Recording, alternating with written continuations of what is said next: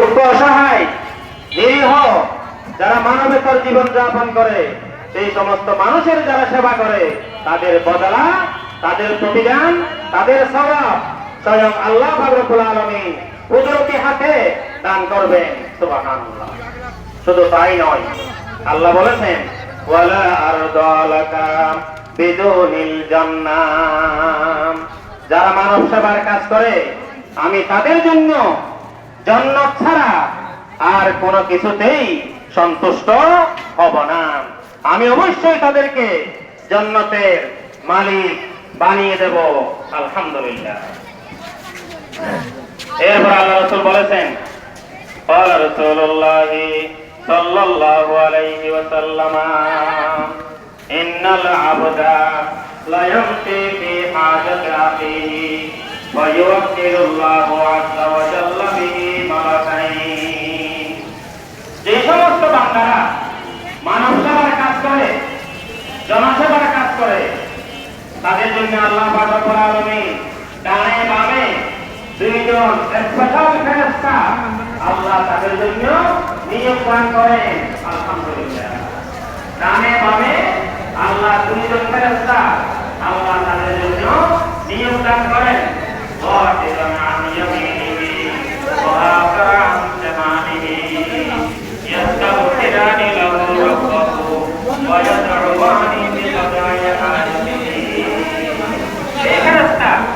ডানে বামে থাকা ফেরেশতা সেই বান্দার জন্য আল্লাহর কাছে গুনাহ ক্ষমা চায় এবং সেই বান্দার জন্য সেই বান্দার যাবতীয় সমস্যা যাতে আল্লাহ পাক রব্বুল আলামিন দূর করে দেন সেই বান্দার জন্য ওই ফেরেশতারা দোয়া করে। আলহামদুলিল্লাহ। এই মানব সেবার কাজ প্রতিনিয়ত সারা বাংলাদেশ নয় বহির্বিশ্ব পর্যন্ত এই বাইতুল মুকাররম দরবার আঞ্জাম দিয়ে যাচ্ছে মানব সেবার কাজ, জনকল্যাণমূলক কাজ। এই আমাদের ত্রিরত্ন মহোদয় থেকে শুরু করে বর্তমান রাহাবরের বাইতুল মুকাররম পর্যন্ত এবং যারা এই দরবারের সাথে সম্পৃক্ত রয়েছেন আজকে তারা বিভিন্ন পর্যায়ে সরকারি বেসরকারি উচ্চপদস্থ বিভিন্ন জায়গায় তারা আজকে দেখতে পাচ্ছেন সব জায়গায় ঢাকা বিশ্ববিদ্যালয় পর্যন্ত আজকে নেতৃত্ব দিচ্ছে এই বাইতুল মুকাররম দরবারে ছাত্ররা। এটা বাইতুল মুকাররম দরবারে ত্রিরত্নের দোয়া এবং রাহাবর বাইতুল মুকাররমের সরাসরি দোয়া বদৌলতে আজকে সারা বাংলাদেশ ও বিশ্বের মধ্যে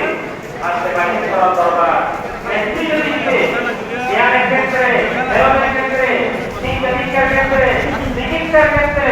মানব সেবার ক্ষেত্রে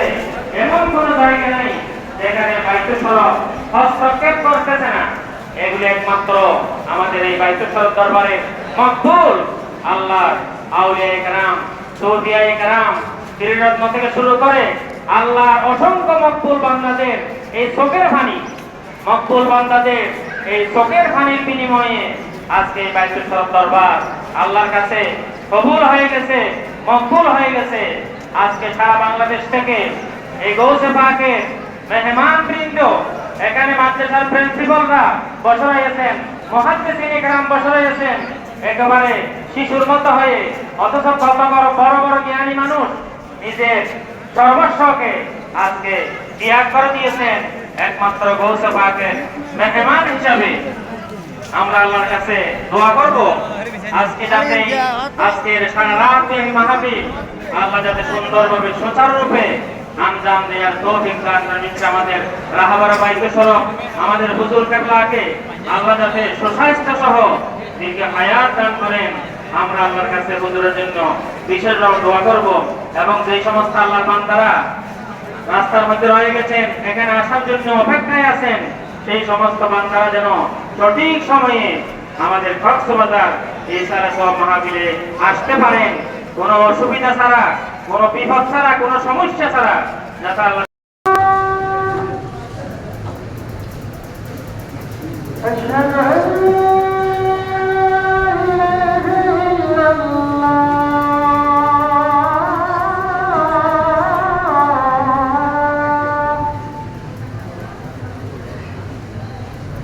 أشهد أن محمدا رسول الله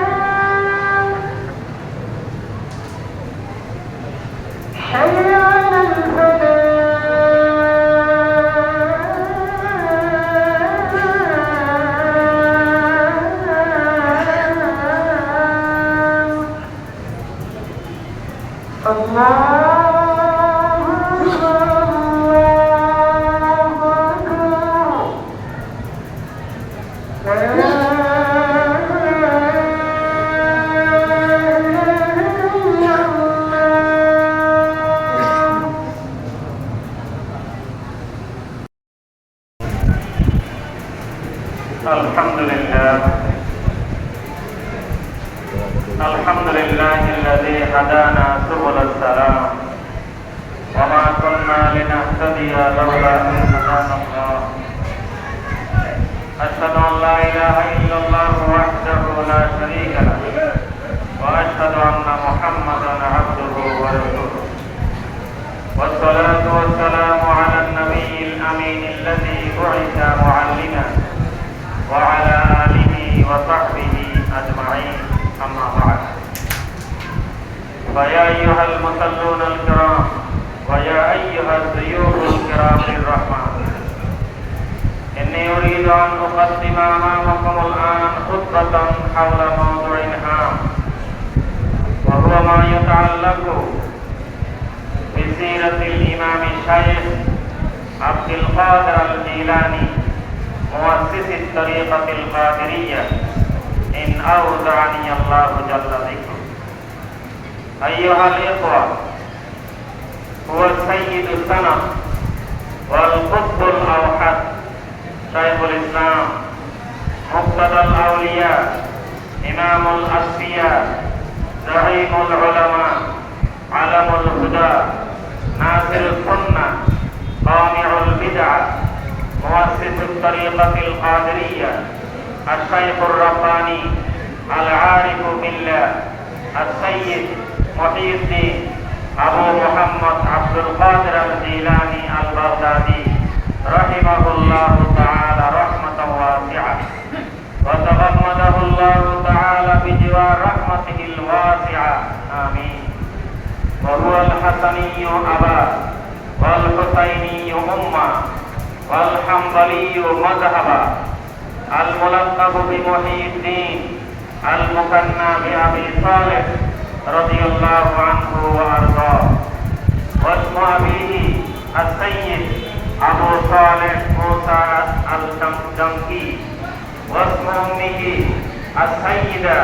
أم الخير فاطمة رحمها الله تعالى. ولد الشيخ سنة 70 و400 للهجرة في قرية بستين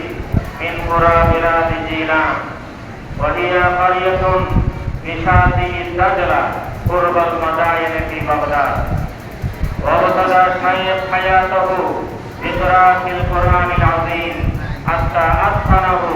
وأخذ علوم التفسير والحديث والفقه واللغة والأدب والنحو والأصول والخلاف والطريقة وغيرها من العلوم والفنون على أيدي كثير من مشاهير عصره من العلماء والفقهاء والمحدثين، حتى برع بعلوم الشريعة والطريقة وبلغ شأوا بعيدا وفاق أهل زمانه وتميز من بين أقرانه.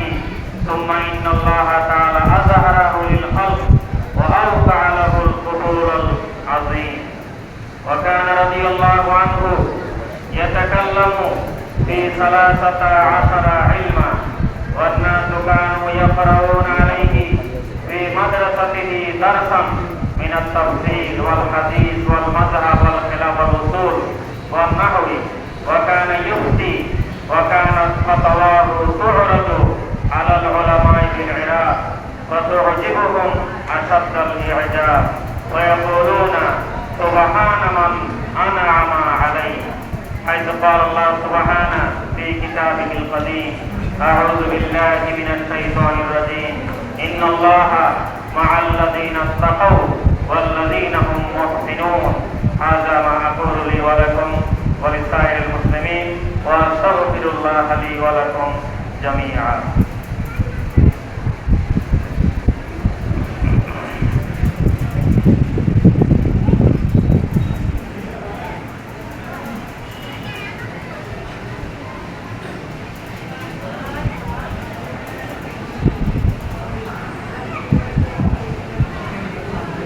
الحمد لله نحمده ونستعينه ونستغفره ونؤمن به ونتوكل عليه ونعوذ بالله من شرور أنفسنا ومن سيئات أعمالنا من يهده الله فلا مضل له ومن يضلل فلا هادي له ونشهد أن لا إله إلا الله وحده لا شريك له ونشهد أن محمدا عبده ورسوله أما بعد فيقول الله سبحانه وتعالى في كتابه العزيز ومن يتق الله يجعل له مخرجا ويرزقه من حيث لا يحتسب إن الله سبحانه وتعالى يرغبكم ويحثكم على أن تصلوا وتسلموا على حبيبه محمد حيث قال في سورة الأحزاب إن الله وملائكته يصلون على النبي يا أيها الذين آمنوا صلوا عليه وسلموا تسليما اللهم صل على محمد معدن الجود والكرم منبع العلم والحلم والحكم وعليه وسلم اوصى من انزلاق العريض على الخليفة الأول الإسلام سيدنا أبي بكر الصديق رضي الله عنه وعلى الخليفة الثاني سيدنا عمر بن الخطاب رضي الله عنه وعلى الخليفة الثالث سيدنا عثمان بن عفان رضي الله عنه وعلى الخليفة الرابع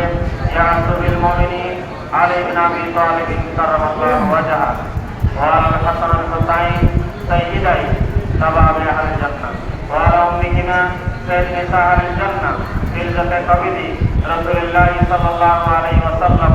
فاطمة الزهراء رضي الله تعالى عنها وعلى عمائه المعظمين عند الله والناس المطهرين من الدنس والأرجاس أبي عمر حمزة وأبي الفضل العباس رضي الله عنهما وعلى الستة الباقية من العشرة المبشرة صلاة وسلام دائما متلازم إلى يوم الدين اللهم أعز الإسلام والمسلمين اللهم لعن الكفرة وأعوانهم الذين يصدون عن سبيلك ويكذبون رسلك ويقاتلون أولياءك اللهم خالف بين كلمتهم وزلزل أقدامهم ويتم أسمالهم وأنزل بهم بأسك الذي لا ترده عن القوم المجرمين اللهم افتح لنا بالخير واختم لنا بالخير بيدك الخير إنك على كل شيء قدير أيها الأحبة بالله انظروا وتفكروا ماذا قال ربكم الأعلى في كتابه القديم إن الله يأمر بالعدل والإحسان وإيتاء ذي القربى عن الفحشاء والمنكر والبغي يعظكم لعلكم تذكرون واذكروا الله يذكركم وادعوه يستجب لكم ولذكر الله تعالى أعلى وأولى وأعز وأجل وأهم وأعظم وأعظم وأكبر أقيموا الصلاة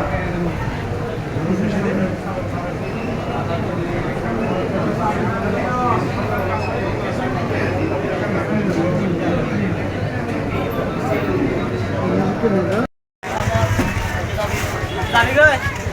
hai.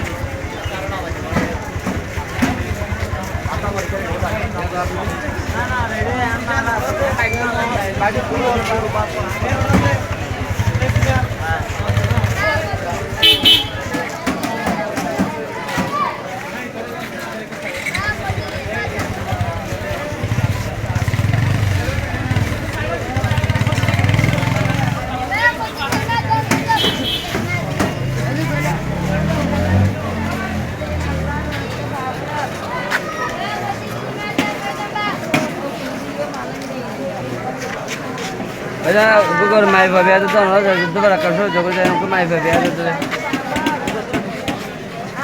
Gugor mai babi ada tu, ada tu berapa kasus jogo jangan. Oh baba, lada tu dia nara daste daste jadi bangsa kita. Ada ku mai babi ada tu, ada tu berapa kasus jogo jangan.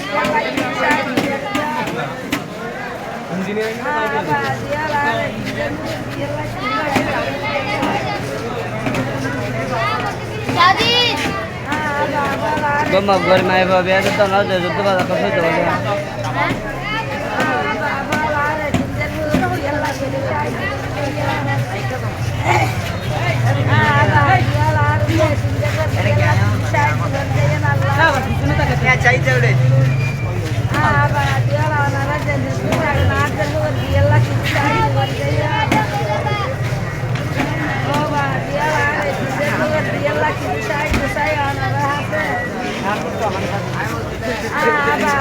Saya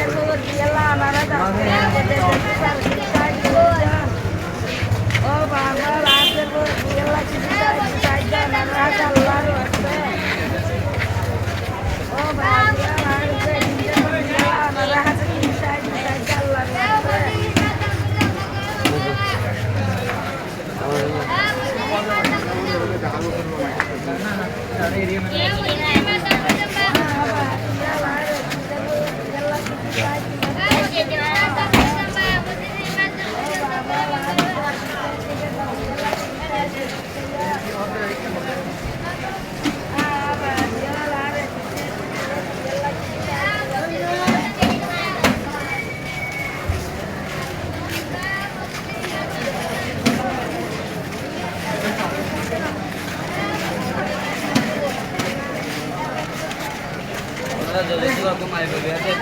ভাই